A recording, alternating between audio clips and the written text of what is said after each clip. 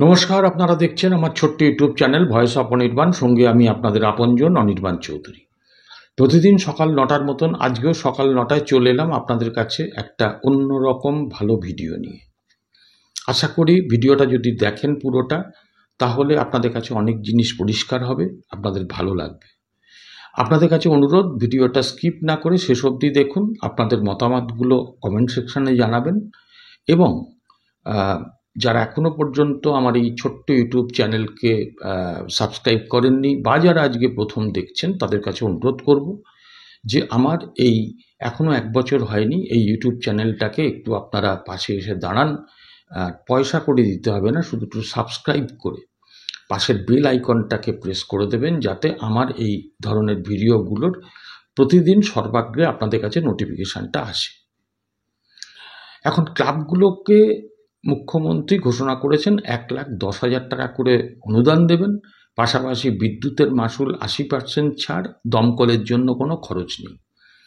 এই নিয়ে দেখা যাচ্ছে প্রায় এক একটা ক্লাবের পেছনে 2 লক্ষ টাকা করে খরচ হচ্ছে সরকারের। সর্বমোট 600 কোটির কিছু বেশি এই পুজোগুলোর জন্য দেওয়া হচ্ছে।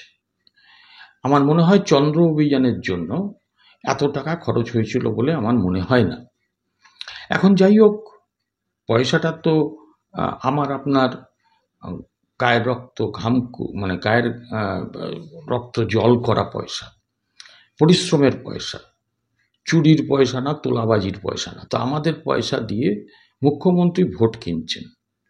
উনি ওদিকে মুসলিমদের এনআরসির জুজু দেখিয়ে একটা ভোট ব্যাংক তৈরি করছেন, আবার জগন্নাথ ধাম তৈরি করছেন, কখনো বলছেন দুর্গাঙ্গন তৈরি করব, কখনো বা এই দুর্গাপুজোগুলোকে অনুদান দিয়ে তিনি কিন্তু একটা হিন্দু ভোটের নিশ্চয়তা নিয়ে হিন্দু মুসলিম দুটো ভোটেরই ভারসাম্য বজায় রাখার চেষ্টা করছেন। যাক, আমি আমার কথাটা বাড়াবো না।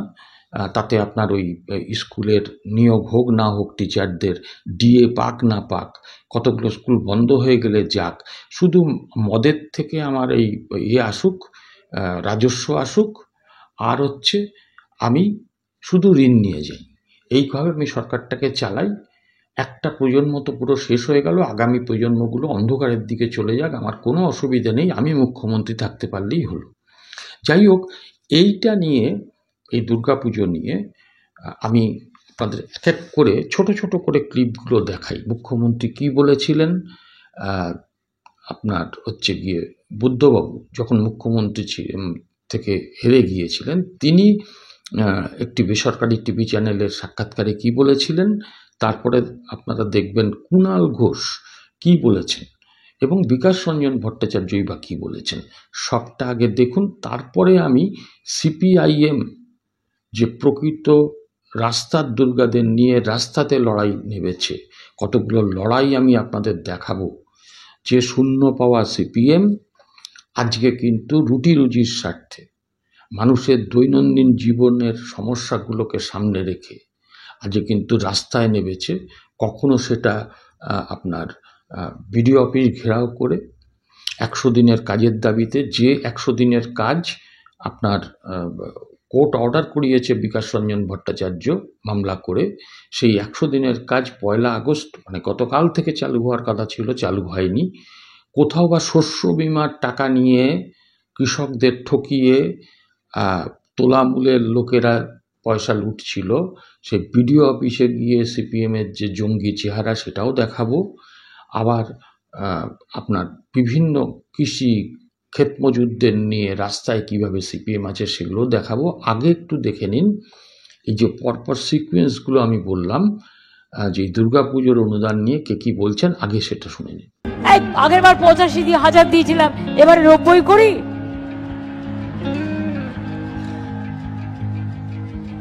আচ্ছা দেখি কোন কারা কি চায়। 90, 95,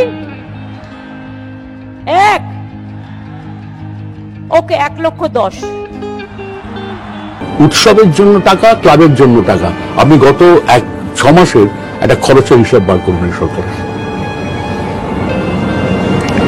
এটা বিপজ্জনক প্রবণতা, এটা কোনো সেন্স অফ প্রায়োরিটি নেই, দিশা লক্ষ্য সবকিছু হারিয়ে গেছে। এর ফল শেষ পর্যন্ত পশ্চিমবাংলা ভীষণভাবে ভুগবে। গতকাল মুখ্যমন্ত্রী মমতা বন্দ্যোপাধ্যায় যে পুজোর ক্লাবগুলোর জন্য যে অনুদান ঘোষণা করেছেন, এখানে বিরোধীরা প্রশ্ন তুলছেন যে একদিকে ডিএ দিতে পারছে না। বেশ করেছেন, দিয়েছেন মমতা বন্দ্যোপাধ্যায়। পুজোর ক্লাবগুলিকে যে টাকা দিয়েছেন ঠিক করেছেন, বেশ করেছেন। সরকারি টাকা জনকল্যাণে ব্যবহৃত হবে, জনগণের দেওয়া করের টাকা, এটা উৎসব করার জন্য নয়। দুর্ভাগ্য আমাদের পশ্চিমবঙ্গ এইরকম একজনকে মুখ্যমন্ত্রী নির্বাচিত করেছেন, কারণ তার দল তো কিছু নেই, সবই যিনি পরিকল্পিতভাবে পশ্চিমবঙ্গের মান মর্যাদা সাংস্কৃতিক মান ধুলায় লুটিয়ে দিচ্ছেন। আপনারা দেখলেন কুণালবাবু তো অর্থনীতির গল্প দিয়ে দুর্গাপুজোকে অনুদান দেওয়াটাকে জাস্টিফাই করেছেন এবং একেবারে রংবাজের মতন বলেছেন মমতাদি বেশ করেছেন। বেশ উনি করতেই পারেন। এখন ব্যাপারটা হচ্ছে, যাক, আমি এবারে আপনাদেরকে যেটা দেখাবো যে সিপিআইএম কার্যত বিধানসভা লোকসভায় এই রাজ্য থেকে যাদের কোনো প্রতিনিধি নেই, সেই সিপিআইএম মাঠে ময়দানের লড়াইটাকে কতটা শক্তিশালী করছে।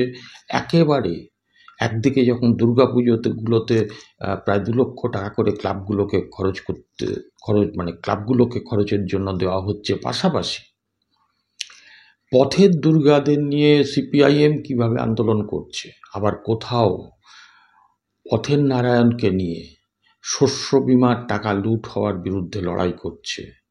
মহিলারা আজকে রাস্তায় নেমে বলছেন আমাদের জমি নেই, আমরা খাবো কি, 100 দিনের কাজ নেই। জব কার্ড নিয়ে আজকে হাজির হয়েছিল তারা। ঘটনাচক্র তারা কি বলছে, কিভাবে বিক্ষোভ দেখিয়েছে, সেইটা দেখুন। দেখতে দেখতেই আজকের এপিসোড শেষ করব। শুধু বলবো যে মতামত লিখবেন কমেন্ট সেকশানে, চ্যানেলটাকে ভালো লাগলে একটু সাবস্ক্রাইব করবেন। আবার দেখা হবে পরবর্তী এপিসোডে। নমস্কার। এই যে সরকার বলছে প্রচুর টাকা পয়সা দিচ্ছে, কাজ দিচ্ছে, আদৌ কি কাজ দিচ্ছে?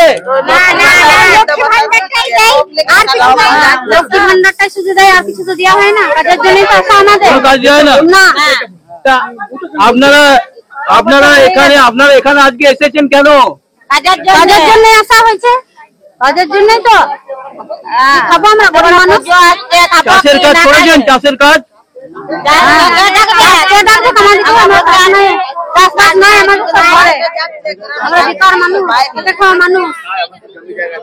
আমাদের জমি জায়গা কিছু নাই, কে ডাকবে চাষে? কেউ চাষে ডাকে না। আপনারা দেখতে পাচ্ছেন এই যে মালিয়ারা গ্রাম পঞ্চায়েত, বরজরা ব্লকের মালিয়ারা গ্রাম পঞ্চায়েতে আজকে কয়েকশো মানুষ এসছেন তাদের জব কার্ড নিয়ে, এবং তারা চালের ফর্ম পূরণ করার জন্য আজকে এখানে এসেছেন তারা কাজের দাবিতে। কেননা হাইকোর্ট অর্ডার দিয়েছিল 1 আগস্ট থেকে রেগার কাজ চালু করতে হবে, কিন্তু 1 আগস্ট থেকে কোনো রেগার কাজ চালুর কোনো ইঙ্গিত নেই।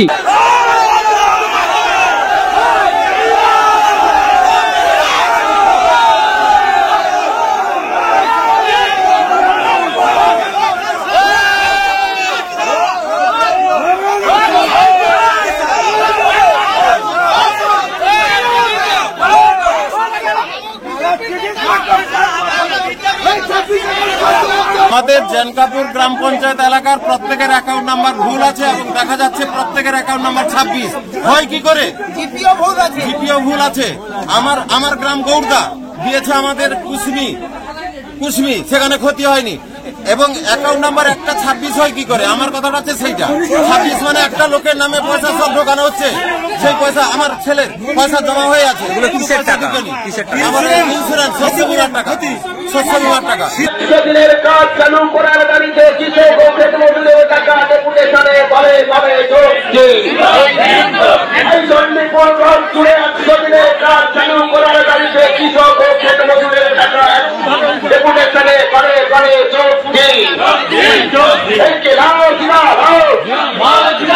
সোনিয়া